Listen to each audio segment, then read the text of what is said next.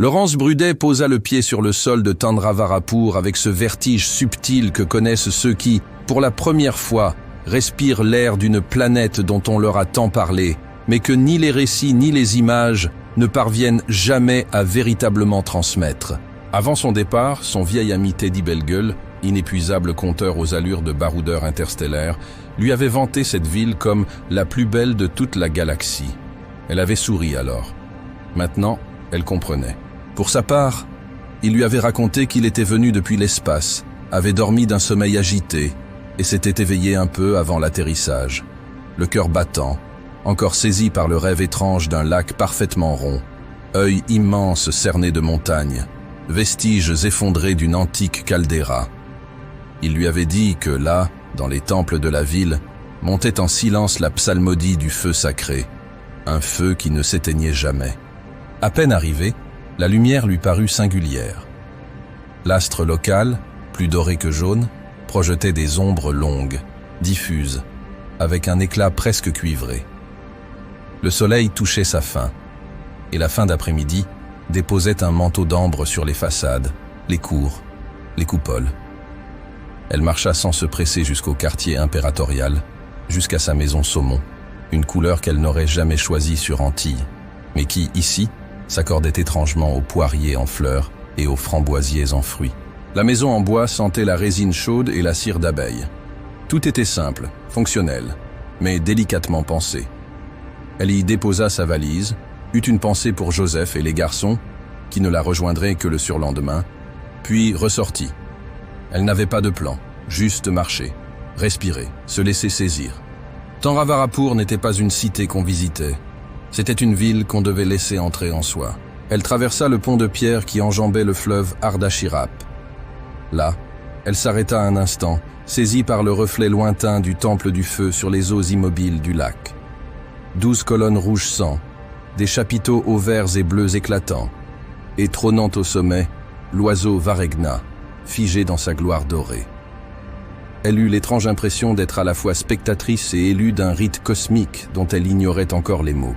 Puis elle s'enfonça dans les rues plus vivantes de la cité marchande, sur la rive droite, le bazar. Elle n'avait jamais rien vu de tel. Les odeurs d'abord la frappèrent de plein fouet. Le safran de Carthusie, l'huile d'argan de la planète Maroc, les mangues confites de la planète Inde, la pâte d'amande tiède de Séleucie, la coriandre fraîche de Palestine, la lavande d'Occitanie, un kaléidoscope olfactif qui la fit presque chanceler.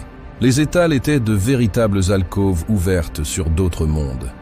Pyramides d'épices, montagnes de légumes inconnus, objets en cuivre martelé, vases d'albâtre, tissus chatoyants venant de multiples systèmes stellaires, des multiples royaumes de cette humanité conquérant l'univers interstellaire.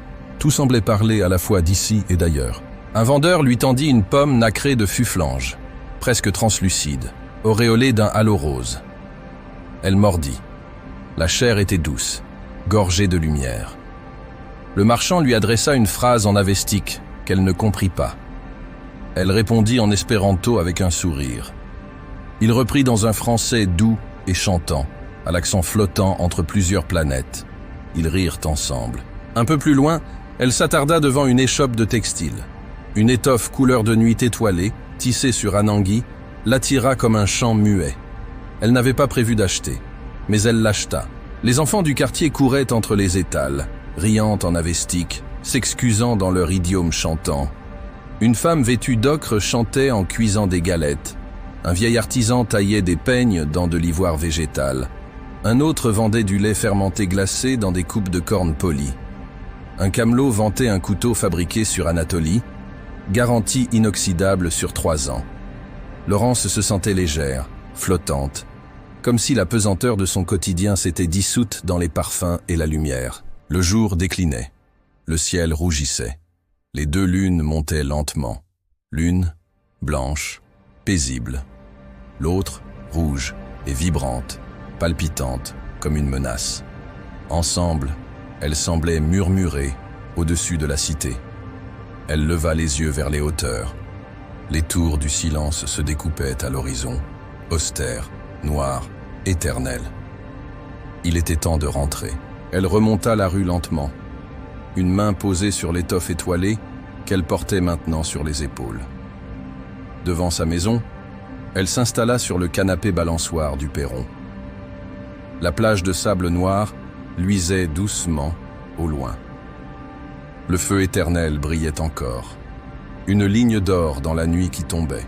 Demain, elle rejoindrait l'Institut Machiavel. Après-demain, Joseph et les enfants arriveraient. Les vacances commenceraient. Une autre vie, hors du temps et du tumulte. Mais ce soir, elle était seule à Thanravarapur. Et c'était parfait ainsi.